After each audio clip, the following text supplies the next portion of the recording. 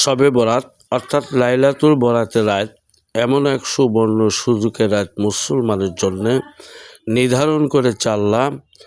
যারাই স্বীকার করবে তাদের গুনাহ আল্লাহ মাফ করে দিবে, তাদের নসিব আল্লাহ পরিবর্তন করবে। আর যারা অস্বীকার করবে তারা বেঈমান হয়ে কবরে যাবে। ইন্না আনজালনাহু ফি লাইলাতিম মুবারাকাত ইন্না কুন্না মুনজিরিন সাদাকাল্লাহু মাওলানাল আযীম ওয়া সাদাকা রাসূলুহুন নবিয়্যিন কারীম। আমরা আলোচনার মূল বিষয় হলো শবে বরাতের ফজিলত নিয়ে। আল্লাহ রাব্বুল আলামিন বলে দিয়েছেন, ইন্না আনজালনাহু ফি লাইলাতিম মুবারাক ইন্না কুন্না মুনজিরিনা। লাইলাতুল মুবারক বরকতময় রাত, ভাগ্য রজনী রাত। আমরা গত জুম্মায় কিছু আলোচনা করেছি হুকুম বিষয় নিয়ে, আইন বিষয় নিয়ে। আজকের খুতবার মধ্যে আলোচনা হলো ফজিলতের বিষয়। সেখান থেকে যিনি এমন নবী যে অন্য সমস্ত নবীদের কেউ আল্লাহর নৈকট্য লাভের তার মর্যাদা পৌঁছতে পারে নাই। হে আদম সন্তান, আমি ওই ব্যক্তির সম্পর্কে বিষময় বোধ করি যে তারা হায়াতের অনার্থক নষ্ট করেছে। কেন সে কন্দন করে, ওটাকে শুধরে নেয় না? অকাজের সময় ব্যয় করেছে, কেন সে তার বাকি জীবনটা আল্লাহর ইবাদতে ব্যয় করে না? হারানোর সময়টুকু পরিপূর্ণ করে নেয় না? যার নেকির পাল্লা হালকা রয়েছে, কেন এই মোবারক রাত্রিতে জাগরণ থেকে সে ওটাকে ভারী মনে করে নিচ্ছে না? তুমি কি শোনো নাই? হাসরের দিন যার পরিমাপের পাল্লার হালকা হবে তাকে বলা হবে মধ্য শাবান, অর্থাৎ 14 রাত্রিতে দিবাগত রাত্রি। ও রজবের প্রথম রাত্রি তুমি কোথায় ছিলে?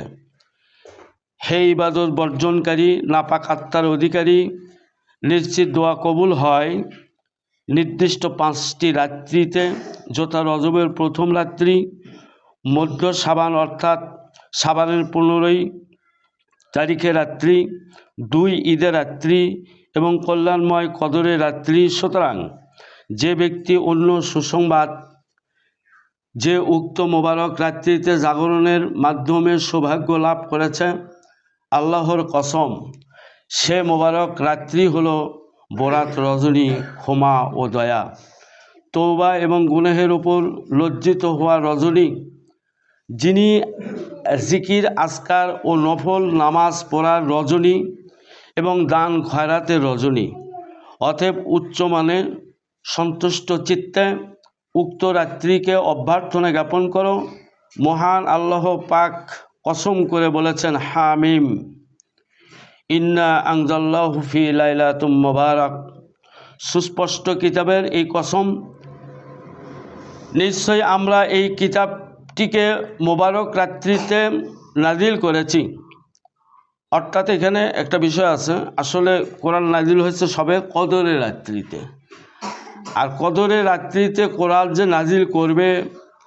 নাজিল যে হবে আল্লাহ রসুলের প্রতি, তার আগম সংবাদের রাত হলো শবে বরাতের রাত। আল্লাহ বলেছে, ইন্না কুন্না মুনজিরিন, তোমাকে সতর্ক করে দিচ্ছি।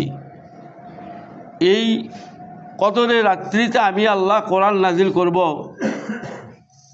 এই সতর্কের মধ্যে এই রাত্রিতে সতর্ক করার জন্যে, সাবধান করার জন্যে, আগম জানান দেওয়ার জন্যে আল্লাহ রব্বুল আলামিন এই রাত্রিকে বরকতময় রাত বলে ঘোষণা দিয়েছে। সুবহানাল্লাহ।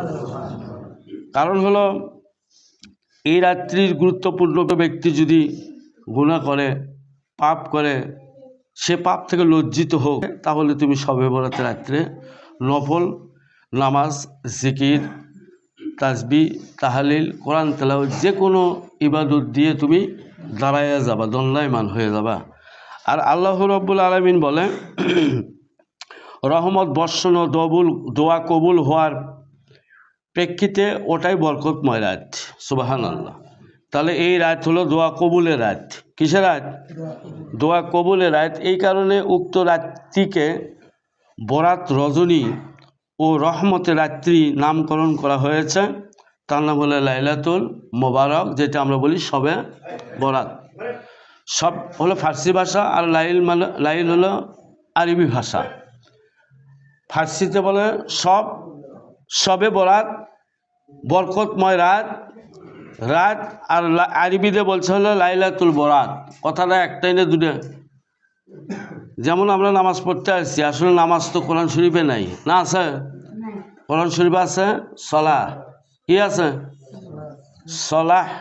সলাত যেটা বলি।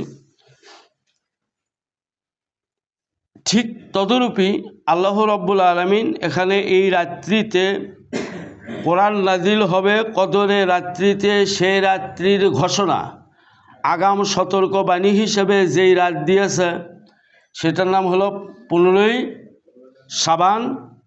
15ই শাবান 14ই দিবাগত রাত্রিতে, অর্থাৎ সামনে মঙ্গলবারের দিন হলো 14, রাত হবে 15।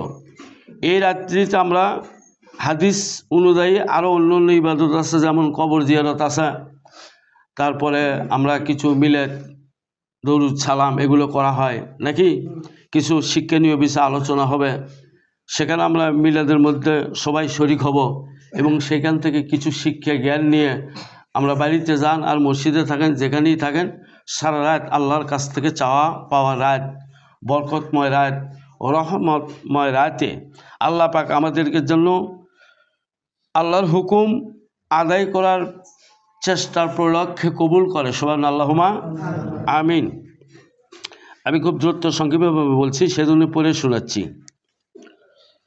কেননা এই রাত্রিতে বন্টন করা হয় রিজিক ও অনুদান সমূহ।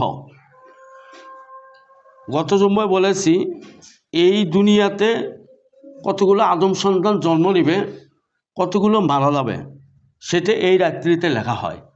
এই রাত্রিতে লেখা হয় কে ভালো খাবে, কে মন্দ খাবে, কে সম্মানিত হবে, কোথায় কে অসম্মানিত হবে, মসজিদে এসে দাম পাবেন না না পাবেন, না হই হই করবেন নাকি ইবাদত করে চলে যাবেন, এটা আসলে সেই দিন লেখা হয়েছে। কি হয়েছে? সেই দিন লেখা হয়েছে। যার যেরকম আমল তাকে আল্লাহ পাক সেরকমই ফল দিয়েছে। এটা হলো অনুদান। এবং আয়ুকাল বাড়ানো হয়। আয়ুকাল বাড়ানো হয়। আয়ু তো নষ্ট হয়ে যায়, খারাপি করার জন্য, মন্দ করার জন্য আয়ু নষ্ট হয়। শবে বরাতের রাত্রিতে যদি কোনো ব্যক্তি জাগ্রত থাকে, ইবাদত করে, আমল করে, আল্লাহ বলেছে তার আয়ু বাড়ানো হবে। এই রাত্রির বিশেষ গুরুত্ব হলো শাবানের 15 তারিখের রাত। মহান আল্লাহ পরওয়ারদিগার গণন প্রান্তে আবির্ভাব হন এবং দুনিয়াবাসীকে সম্বোধন করে বলতে থাকেন, কে আছো কোনো ক্ষমা প্রার্থনাকারী যাকে আমি ক্ষমা করব। আছো কোনো তওবাকারী যার তওবা আমি কবুল করব। আছো কোনো আবেদনকারী যার চাহিদা আমি পূরণ করব। হাদিস শরীফ আসছে আল্লাহ তাআলা মুহাম্মদ সাল্লাল্লাহু আলাইহি সাল্লামের সকল উম্মতের গুনাহসমূহ মাফ করে দেন, কিন্তু 7 শ্রেণীর লোকের গুনাহ মাফ হয় না।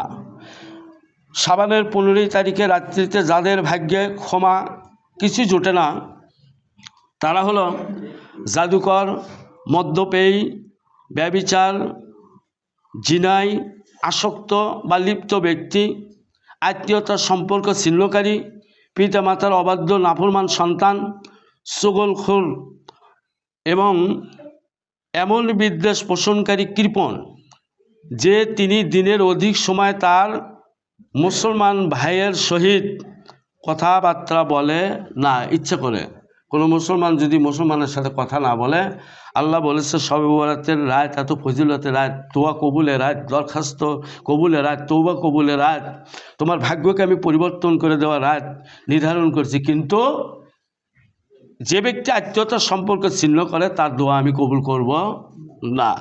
যে ব্যক্তি জাদুকর আছে না, এগুলো বোঝেনি তো। যে ব্যক্তি মদ খায়, মদ্যপায়ী, ব্যভিচার করে, জিনা কাজে আসক্ত থাকে, পরনারীর প্রতি লোভ থাকে, আসক্ত হয় সে ব্যক্তির দোয়া আল্লাহ কবুল করবে না। আল্লাহ রাব্বুল আলামিন আমাদেরকে